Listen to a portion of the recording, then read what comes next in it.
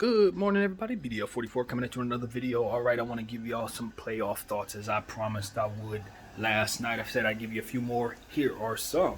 All right, so first of all, Miami Heat and the Atlanta Hawks. I looked up and saw that Duncan Robinson had 8 out of 9 threes. So did I have that correct? 8 out of 9 threes? I'm starting to see that a few teams in the first round appear to have free rounds due to injury. Basically injuries. A couple of these teams that you're seeing are just not going to be tested like they expected to be. One of them is the Heat. Atlanta does not have all their horses, even though, like I said in the previous video, they did get back Collins, which I think is a very big deal. If they don't have Clint Capella, I don't see how in the world they're going to do enough against guys like Bam and PJ Tucker, and they're just not going to have enough in their back pocket to win those 50-50 ball matchups and rebounds and stuff like that. It's going to be tough on them. Onyeka Okongwu is fantastic, but he's just one man. Dedmon, solid but average. I'm not looking at him as somebody I'm expecting to just kill it out there, even though he's capable of having big games, particularly when he starts stretching the floor. He can do that if you let him. But for me, I just don't see it. They got Gorgie Dang, similar to Dedmon. It's not enough. Not against that team, Miami, even though I think Miami's got a little bit of a weaker kind of tail end of their bench. At the end of the day, that top is so dang heavy. They didn't even use Victor Oladipo. We know he went off for 40 and some change a couple games before the regular season ended. That's a free series for Miami. They should sweep Atlanta. And if they don't sweep Atlanta, it's going to be because of the heroics of a Trae Young where he goes off for like 50 and 20 or some astronomical line. That's how they're going to have to win. It's going to be on the back of Trae Young, and I just don't know that Miami, as good as they are defensively, will ever let him even get off the ground like that. So that's going to be something. Okay, another thing, heard Perks say that KD got punked. He got on TV this morning and said KD was punked. He said that KD wasn't ready for the physicality. I'm not going to use the word punked. I just, for me, when you talk about somebody being punked, it has to be more than just them being pushed. Because if you're being pushed around and you're a smaller, slighter person, that's just a byproduct of you trying to be in there with people who are bigger than you. And that's essentially what Boston did. They put Al Horford on him. They put, Jason Tatum on him. They threw defensive players all over him. They threw bodies at him, as he said in the press conference. And that was what it was. The referees allowed it to be a physical game. They didn't blow the whistle. It was fun to watch before a guy like KD, who's used to being officiated a certain way, who's used to being guarded in many ways, but definitely not like this very often. He brought up KD being punked by Tony Allen back in the day. KP did. He said that, it was a situation where it was so bad they were writing stuff in the paper calling him Mr. Unreliable. He was getting pushed around so bad, and he eventually bounced back. But the point is, this is a recipe that KP thinks could continue. And I'm inclined to agree. I think what ended up happening yesterday with Boston was Ime Udoka used a very, very interesting strategy. What he did was notice that the idea about the game and the energy of the game was going to be surrounding Kyrie coming back there, since he had, had such a tumultuous time there, and then ultimately ended in disrespect, stomping on the logo and all that. So, what he saw was an opportunity to remove KD from the game, while Steve Nash and the Nets were probably expecting most of the attention defensively to be pointed toward Kyrie for obvious reasons. He threw everything at KD as if KD, in fact, was the one that they were emotionally, going up against, And I think that was the right strategy. It caught the Nets off guard. We understand that the Nets have some serious defensive holes, and if you remove one of those juggernaut offensive weapons, Boston does, enough weapons to overcome that of whatever Kyrie's throwing at them. And it worked. Barely worked, but it worked. I think the problem is none of this is sustainable in terms of expecting the Nets to play like this going forward, especially as the series switches back to Brooklyn. I just don't think that you can expect KD um, to react to that type of physicality this way anymore. Yeah, you could throw bodies at him, but when he knows it's coming, when he has a chance to look at all the film from all those forced turnovers that took place in game one, he'll know what he needs to do. In my opinion, it's probably just quicker actions, misdirection plays, continuing to run things through Kyrie and allowing him to cook, and letting KD get breathers in the game when he appears to be roughed up a little too much, when he seems to be a little fatigued. In this particular series, do pull him out, because the intention, I think, is to wear him down. The longer the series goes on, they're going to continue to keep him in that pinball machine, and there is a chance that you'll be looking at injury soon enough if this continues. So it doesn't really matter if you perceive him being punked or not. The point is, can his body sustain this type of punishment every night? And most importantly, now that teams realize this is a way to succeed, even if the Boston Celtics happen to lose to the Nets, they're going to be dealing with this from the teams that come up going forward. KD is going to always run into pinball machines for the rest of this playoffs. And I just think that bodes very poorly for expecting him to stay healthy. Which is why it's so important that Ben Simmons hurry up and get back. And when I say hurry up, I mean not to the detriment of his health, but it's just what's necessary. They need what it is that he brings to the table on many fronts, but no more than defensively, to put that same pressure on Jason Tatum, to put that same pressure on Jaylen Brown, etc. And mind you this, it is very, very, very bad for the Brooklyn Nets that they lost game one of this series. Why? Because they lost a game where Robert Williams didn't play. You never want to find yourself in a situation where you're dropping the games that don't have the player that can ultimately give you the most problems. And that's exactly what the case is. I think that the Brooklyn Nets, one of the things that they have in this series that can work in their favor, even though Al Horford had double-digit rebounds and played so well, is the fact that they don't have to deal with that prolific shot blocker and prolific rebounder in Robert Williams, who's going to get to 50-50 balls, who's going to play a good 40 minutes a game, who's going to be defensive all over the floor at all times. He will give them the most problems. More problems than Jason Tatum, more problems than Jaylen Brown. Why? Because he neutralizes any bigs that they have. They already have issues with their bigs. They're actually using KD as a big, and as we've discussed, are sitting Blake Griffin and LaMarcus Aldridge, which I think is to their detriment in this series. They need those weapons. They need that size, especially LaMarcus Aldridge.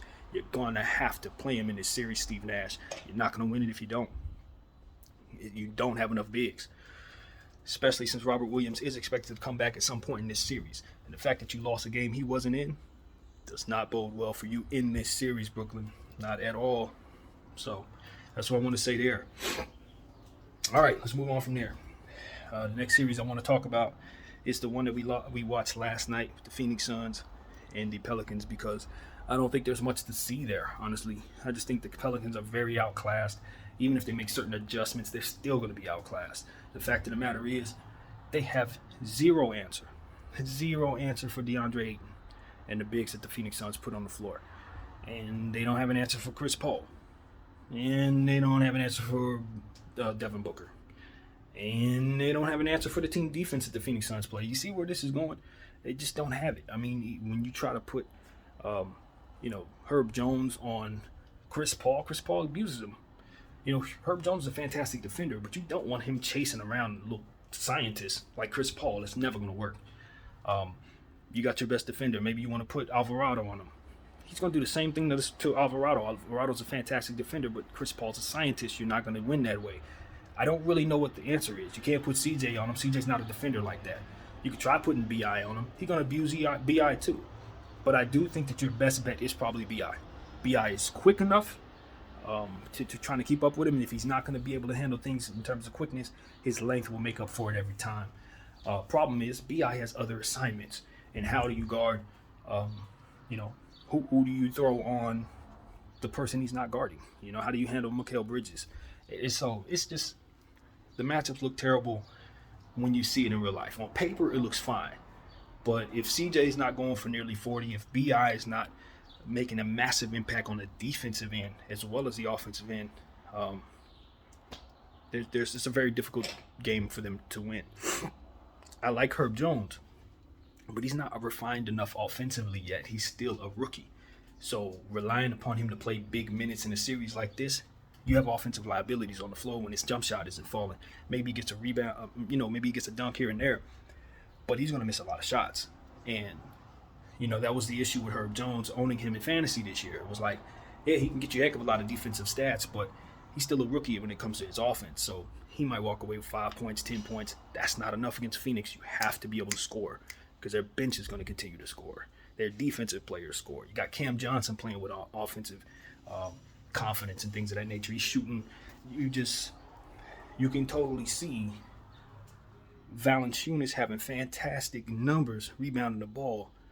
But in real life, as you look at the game, he's getting manhandled. Like, that was the most weird thing to see. I'm sitting there in real time watching Ayton push this man, even though Ayton's, slender in comparison to Valanciunas. He's in such better conditioning than Valanciunas. He's pushing him around and all this. But Valanciunas is able to get rebounds because a lot of the rebounds that he's getting are tips off of missed layups that he's missing. I call them Drummond rebounds. That's what you saw a lot of last night. He was missing layups and getting his own rebound. Guys who miss layups, he'd get the offensive rebound. It was a lot of that. In terms of trying to man up and body Ayton, eye test, he's getting beat up. And that is the problem. Those two bigs are going to wear each other down this series. Now, if New Orleans can stretch this series out, maybe win a game or two, that will bode better for New Orleans, in my opinion, because even though Ayton is the more conditioned big, Valanciunas is more conditioned for giving punishment, being the bruiser, wearing you down. He's heavier. He's leaning on you, and that will wear down the slender Ayton over time. Those are the type of matchups you don't want him to lean on so much, you don't want to lean on him so much in these matchups this early in the playoffs, because at some point, you're going to have to guard either on Embiid or obviously Giannis. So, if you're the Phoenix Suns, you're going to have to deal with one of the Eastern Conference juggernaut bodies, and you're going to need Ayton to be at his best conditioned self. So, play Biyombo. That's what I'm here to say. I think the Phoenix Suns should lean on Biyombo more. Put him on Valanciunas more in this series. Make him take the punishment that otherwise would go to Ayton. I know it's a hell of a strategy because Ayton gives the best big in the game in this series, in this particular series. So you want him on the floor, you want him doing the damage. But I don't think you need him to win the series. You may need him to play, but you don't need him to be himself dominant, overwhelmingly dominant, taking on that punishment of Valanciunas for 7 games. That's not in your best interest, because your guards can beat New Orleans. If for some reason Ayton goes away from this series, not wishing anything other than great health, but if for some reason he's removed from the series, Phoenix still wins. They're still going to win this series, because Biyombo and McGee should be enough against Valanciunas and Larry Nance and those guys. They should be enough. And then Booker and CP3 and Bridges and Cam and all those guys can still win this series. I would be cautioning Monty Williams to heed what I'm saying. Rest Ayton. Not fully, but just secretly pulling him out a little more than you would, so he's not taking that Valanciunas punishment. Trust me, as the longer, the fresher he is throughout these playoffs, the better your circumstances look to me in terms of winning a championship. Because if he goes down in a series like Philly, or if he goes down, he's not himself against Milwaukee. We already seen that movie. We know how that goes. He needs to be fresh for Giannis, period. And in my opinion, where things are going, it's almost inevitable that one of those superstars is going to come out of the East, because this segues me to another team we can get into: Philadelphia, Toronto. Toronto's in trouble, man. Listen, I picked Toronto to win the series, but they just got hit with injuries right now. Trent is down. Thaddeus Young is down. Barnes is down. All 3 of those guys expect to miss game 2. And even though they have a lot of weapons, they need all their weapons against Joel, especially if Joel's teammates are going to compliment him as well as they did in this previous game. They look like they found a recipe for success. They're not turning the ball over. They look better on defense. And as Joel said, you know what, guys know their roles now. Guys tend to look to understand where they need to be in their offense at this point. You know, they've been working those kinks out since the trade, and it seems like they figured it out. And you saw the translation of that on the floor. And if Tyrese Maxey's going for 38, no one's beating them. It's that simple. No one. And when I say no one, I mean that exactly. Those words. They will win the championship if Tyrese Maxey is going for 38 points and they still get that type of production from everybody else. You know, as we said, J. Cole went off and went crazy. But you know, that's what I'm going to call him from here on out. He looked just like the man. Tobias Harris, J. Cole went nuts, and we need that type of production from him, and Philadelphia's going to win this series. They're going to need him to continue to score in the upper 20s and play very good defense and rebound the ball, win his matchup. Obviously, James Harden. That's a recipe for success. What we saw from James Harden works. Play within the flow of the offense surrounding that big fella in the middle. If everything isn't running through him, you don't have the best chance to win. This ain't Houston, and that's okay. Because if you had him in Houston, I would still say the same thing.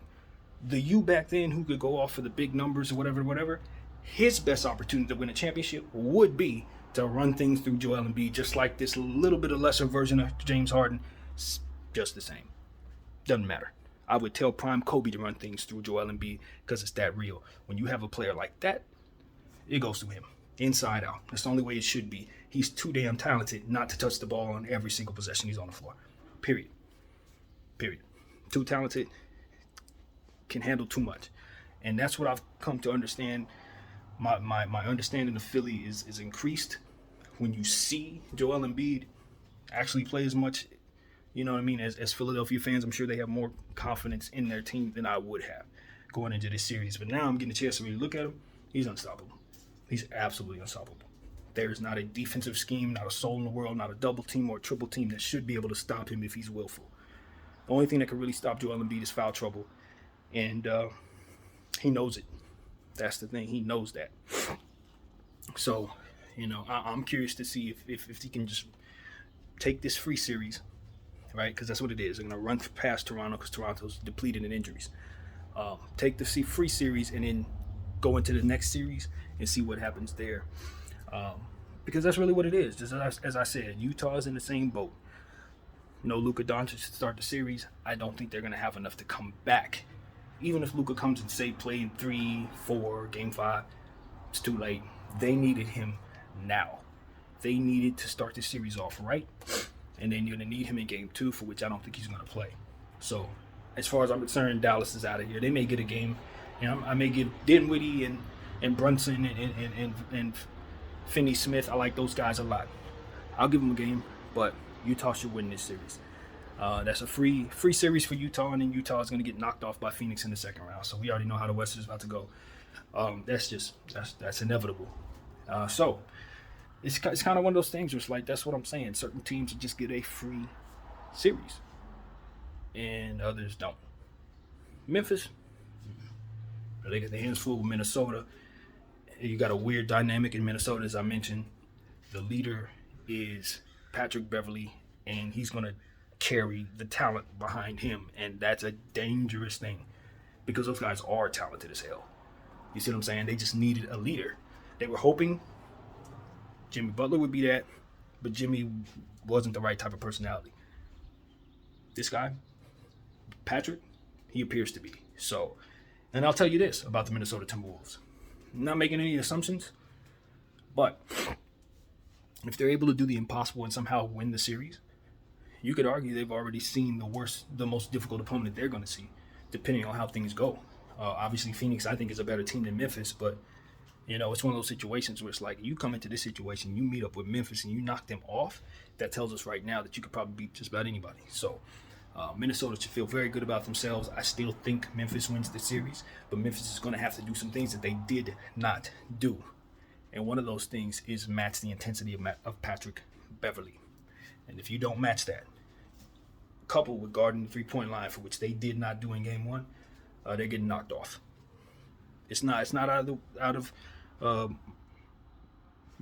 out of what I can fathom, because really these are two young teams. Neither one of them have done anything.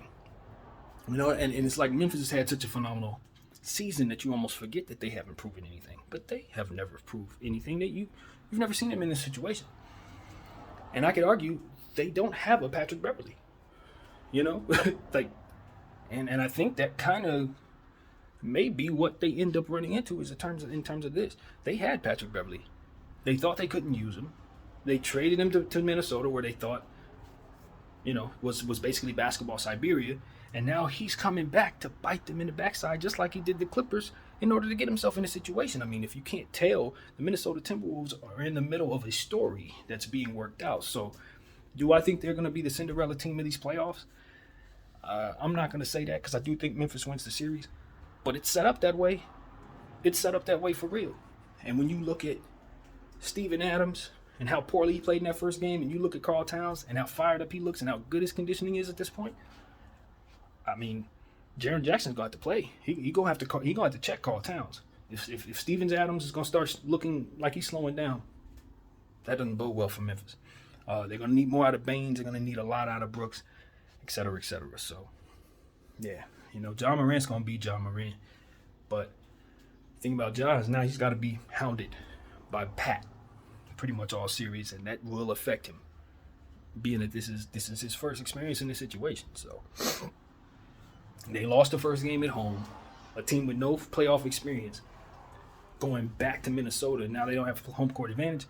I'm telling you, Game 2 they better approach Game 2 like it's Game 7. Honestly, if I'm Memphis, I'm their coach, this is Game 7 for us. Because if we go down 0-2 to this Minnesota team headed back into the Wolf Pack, Anthony Edwards ain't gonna play no worse there. Patrick Beverley ain't gonna play no worse there. You see what I'm saying? They need to win Game 2, or this series is gonna get out of hand quick. Let me just put that out there right now. Memphis is really good, damn good, but the matchups, they don't have any real advantage in the series. They gotta win Game 2. So that's on my mind. What else? Is there anybody else I really need to talk about? Ladies and gentlemen, all in all, man, I just look at the first round and say I'm kind of let down by the fact that injuries have kind of robbed us of what it is we were expecting to see. In the Chicago Bulls series, I think Milwaukee kind of got a free series too, to be honest with you.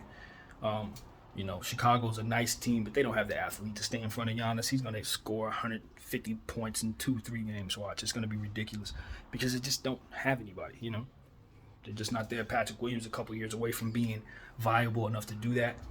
And I look at Vucevic yesterday, and his numbers are fine. He looks like a nice player in terms of star-level center. We know what he's capable of doing. But he don't fit Chicago. They need a more athletic big. I said that from the beginning. They need an Ayton. They need a McGee-type guy. He's too slow, man. Like, he's too slow. He doesn't have that quick twitch ability that the rest of the team has. Like, the whole team.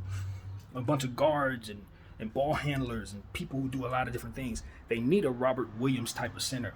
Vucevic is just the wrong flavor for Chicago, and I think it is why, ultimately, I don't see them getting out of the round. Well, that ain't why they ain't getting out of the round. Why they're not getting out of the round is because Giannis Antetokounmpo exists and he's not playing games. But if they had a better center, they'd have a better shot, in my opinion. They don't have one, and that's the reason. It's not that he's not good. He's just not the right kind of good. They can trade him and get the center they need, put it like that, and they should do that. So, yeah, that's pretty much where I'm at with it. That's what I want to say about these playoffs, man. Golden State obviously going up against the Denver Nuggets. I picked Golden State in 5. It's Steph and Clay, man. I mean, look, I like Jokic, and if he had Murray, he had Porter, I think that team would be I'd probably pick them over Golden State, to be honest with you, given the fact they don't have Wiseman out there. I think Wiseman would help with the size, and Denver having their full team versus Golden State having their full team, I think it's pretty even. But they don't have Murray. They need him. They don't have Porter. They need him. And I can argue they don't have Grant, and they need him too. They still haven't recovered from that because I don't think Gordon's that guy. He's not. Similar situation in regards to the not the right type of good, exact same thing.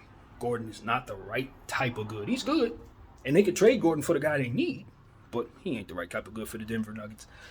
Either way, this is a situation where I just don't think they match up well against Golden State, because I think Steph Curry, Klay Thompson, Jordan Poole are just too lethal shooters for those guards and those forwards that they have over there in Denver. They got nice forwards, you know. I like those guys, Bones and other, but they can't stay in front of Steph and Klay, man. They can't stay in front of Jordan Poole, not when he's looking this confident. It's not happening.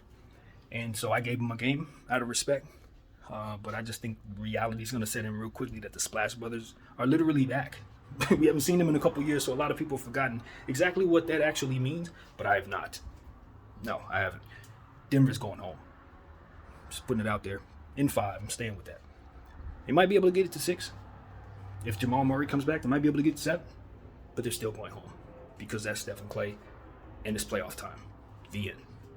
So, that's pretty much all I got, man. I hope you guys enjoyed my little rundown, my thoughts this morning. As promised, BDL44, thank y'all for watching. And I'm out.